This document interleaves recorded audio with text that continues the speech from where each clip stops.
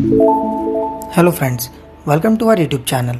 अगर आपने अभी तक चैनल को सब्सक्राइब नहीं किया तो इसे सब्सक्राइब कर लें और बेल आइकन प्रेस कर दें ताकि आपको हमारी वीडियोस की अपडेट मिलती रहे। तो चलिए शुरू करते हैं इसी के साथ आज का अपना वीडियो। तो हमारा वीडियो है जीएस टेस्ट पेपर 159 और आज का हमारा पहला क्वेश्चन है, consider the following statements regarding methanogenesis. तो मिथेनोजेनेसिस के संदर्भ में दो स्टेटमेंट है, आपको बताना है कौन सा सही है।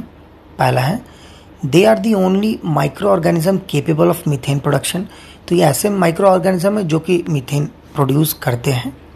सेकंड है, they are found mostly in an anaerobic environment. तो ये एनारोबिक एनवायरनमेंट यानी वो एनवायरनमेंट जहाँ ऑक्सीजन की कमी होती है। आपने एरोबिक एनारोबिक आई होप पढ़ा हो, तो ये उस जगहों पे यानी कि एनारोबिक जहाँ ऑक्सीजन की कमी होती है ये वहाँ पाए जाते हैं। तो आपको बताना इनमें से कौन सा स्टेटमेंट सही है। तो इसका सही आंसर है सी, बोथ 1 एंड 2 दोनों स्टेटमेंट सही है। नीचे है एक्सप्लेनेशन में, hypoxia is a condition in which the body or a region of the body is derived or adequate oxygen supply at tissue level. तो हाइपोक्सिया एक ऐसा कंडीशन है जो कि मिथेनोजेनेसिस में इन्वॉल्व है। और हाइपोक्सिया एक ऐसा मतलब कंडीशन है जहाँ पे जो बॉडी हमारा उसमें एक एडिक्वेट ऑक्सीजन सप्लाई जो टिश्यू लेवल में होती है वहाँ पहुँचती है। मिथेनोजेनेसिस आर स्ट्रिक्ट एनारोबिक, और जो वहाँ जो मिथेनोजेनेसिस है वो एनारोबिक है, उसमें किसी भी तरीके का ऑक्सीजन इस्तेमाल नहीं होता है। In fact oxygen inhibits the growth of methanogenesis. अगर ऑक्सीजन आ जाएगा तो मिथेनोजेनेसिस प्रोसेस नहीं होगा। तो चलिए बढ़ते हैं इसे एक साथ अपने अगले क्वेश्चन की तरफ। नेक्स्ट है हमारा question number 2। The Lex Loci Act of 1850 was related to. जो लेक्स लोकी एक्ट आता है 1850 में, वो किस चीज़ से जुड़ा है आपको बताना है।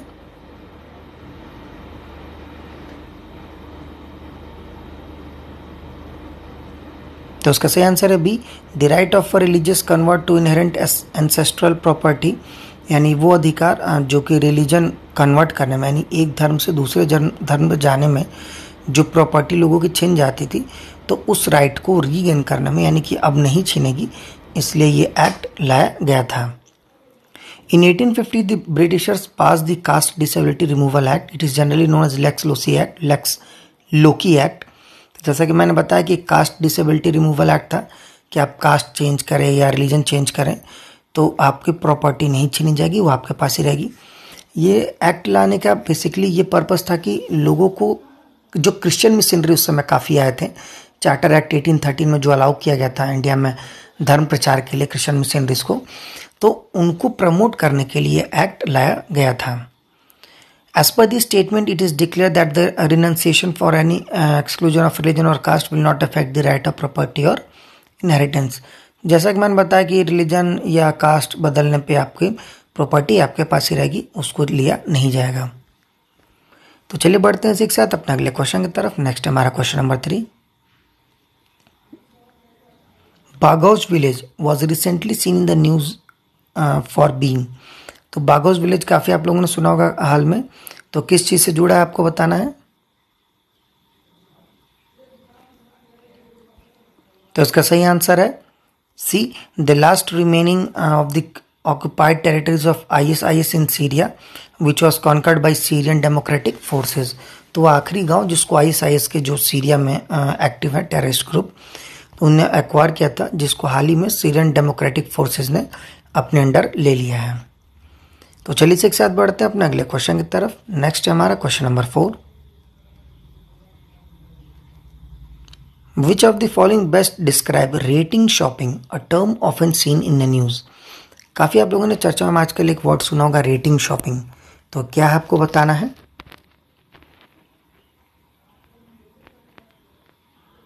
तो इसका सही आंसर है B, it refers to the selection of a rating agency that will assign the highest rating और हैज द लैक्स क्राइटेरिया। तो एक तरीके का सिलेक्शन है रेटिंग एजेंसीज का, एजेंसीज को रेट करना होता है, जो कि हाईएस्ट रेटिंग होती है तो उसको लैक्स क्राइटेरिया के अंदर लिया जाता है। तो चलिए इसे एक साथ बढ़ते हैं अपने अगले क्वेश्चन की तरफ। नेक्स्ट है हमारा question number 5। Consider the following statements regarding Rajya Sabha. तो राज्यसभा के संदर्भ में 2 स्टेटमेंट है, आपको बताना है कौन सा सही है। पहला है a member elected in a by election serve for only the remainder of the term of the vacancy caused. तो जो मेंबर इलेक्ट होता है राज्यसभा में बाई इलेक्शन द्वारा, यानी कि जैसे इलेक्शन हो जाती हैं तो कोई सीट अनकॉन्स्टिट्यूशनल डिक्लेयर कर दिया, मतलब उसमें किसी तरीके की धोखेबाजी होती है तो इसलिए उसको कैंसिल कर देते हैं, तो उसके लिए एक री इलेक्शन होता है। या फिर कोई मर गया तो उसके लिए री इलेक्शन होता है उस पर्टिकुलर सीट के लिए। तो उसमें जो इलेक्ट होता है वो जितना समय बचा होता है उसके टर्म पूरा होने में, सिर्फ उतने टर्म के लिए होता है। सेकंड है where there are 2 or more parties in opposition to the government having the same numerical strength, leader of both the recognized as a leader of opposition। तो जो विपक्ष दल होता है, तो अगर कोई अलग अलग 2 पार्टी हैं जिनके पास सेम नंबर ऑफ सीट्स हैं, अगर उन्होंने सेम नंबर जीते हैं तो दोनों के ही जो एक लीडर, जो लीडर ऑफ अपोजिशन चुने जाते हैं। कहने मतलब दोनों पार्टी से ही लीडर ऑफ अपोजिशन चुना जाता है। तो आपको बताना इनमें से कौन सा स्टेटमेंट राज्यसभा के संदर्भ में सही है।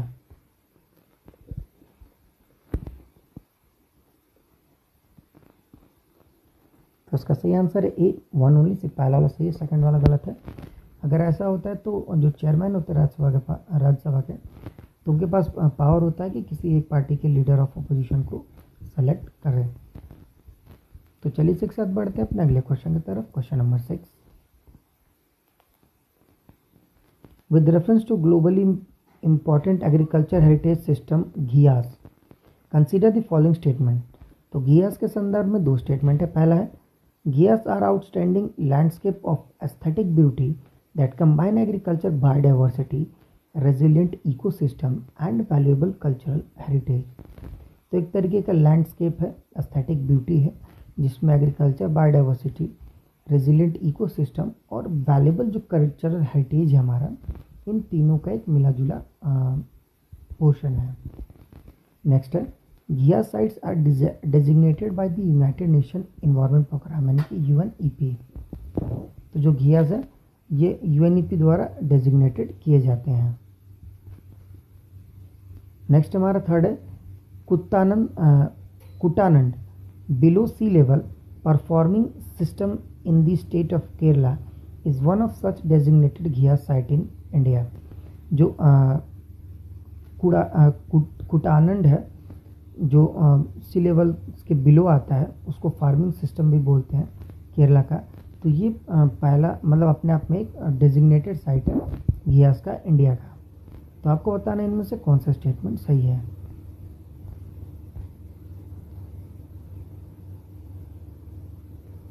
तो इसका सही आंसर है D, 1 and 3 only. The site is designated by the food agriculture organisation of the UN। जो UN का FAO है वो ऐसे साइट को डेजिग्नेट करता है, यानी कि बताता है कि कौन सा साइट GIAS में आएगा या कौन सा नहीं आएगा। तो चलिए बढ़ते हैं अपने अगले क्वेश्चन की तरफ। नेक्स्ट हमारा question number 7, consider the following statement about the administration during the Mughal rule. Mughal rule के समय में जो एडमिनिस्ट्रेशन था उसके संदर्भ में 3 स्टेटमेंट है, आपको बताना है कौन सा सही है। पहला है Mir Bakhshi was head of military department. जो मीर बख्शी थे वो मिलिट्री डिपार्टमेंट के हेड हुआ करते थे। सेकंड है pargana were provinces of Mughal empire and these were administered directly by the empire. Pargana जो कि मुगल के प्रोविंसेस हुआ करती थी, तो उनमें जो भी हेड होता था, जो उसको चलाता था, वो डायरेक्ट एम्पायर द्वारा चलाया जाता था। थर्ड है Amin was official related to revenue. तो जो आमीन था वो ऐसा ऑफिशियल था जो कि रेवेन्यू से जुड़ा हुआ था। तो आपको बताना इनमें से कौन सा स्टेटमेंट मुगल रूल के एडमिनिस्ट्रेशन के संदर्भ में यानी कि कंटेक्स्ट में सही है। तो इसका सही आंसर है बी, 1 and 3 ओनली। तो चलिए इसी के साथ बढ़ते हैं अपने अगले क्वेश्चन की तरफ। नेक्स्ट हमारा question number 8, which of the following rivers cut across Tropic of Cancer. तो इनमें से कौन सा नदी है जो कि ट्रॉपिक ऑफ कैंसर को काटती है, आपको बताना है। पहला है माही, सेकंड है दामोदर, थर्ड है चंबल और फोर्थ है तापी। तो इसका सही आंसर है बी, 1, 2 and 3 ओनली। तापी नहीं, क्योंकि Tapi below Tropic of Cancer बहता है, इसलिए वो कट नहीं करती है। वहीं जो माही नदी है वो ट्रॉपिक ऑफ कैंसर को 2 बार काटती है, एक बार मध्य प्रदेश में और दूसरी बार गुजरात में। चलिए इसी के साथ बढ़ते हैं अपने अगले क्वेश्चन की तरफ। नेक्स्ट है हमारा question number 9। Consider the following pairs, match the following. एक तरफ सुप्रीम कोर्ट ऑफ जजमेंट है और एक तरफ रिलेटेड प्रोविजंस है, यानी कुछ जजमेंट थे और क्या क्या उनमें निकल के सामने आया था या किस चीज़ से जुड़ा हुआ था आपको बताना है, मतलब सुमेल कौन सा सही है। पहला है मिनेर्वा मिल केस, रिलेटेड प्रोविजन है harmony between fundamental right and DPSP. Second है आयर कोहेलो केस, ये जुडिशियल रिव्यू से। थर्ड है क्योटो होलान केस, ये आपका एंटी डिफेक्शन लॉ से। तो आपको बताना है इनमें से कौन सा मैच सही है, यानी कि सुमेल सही है।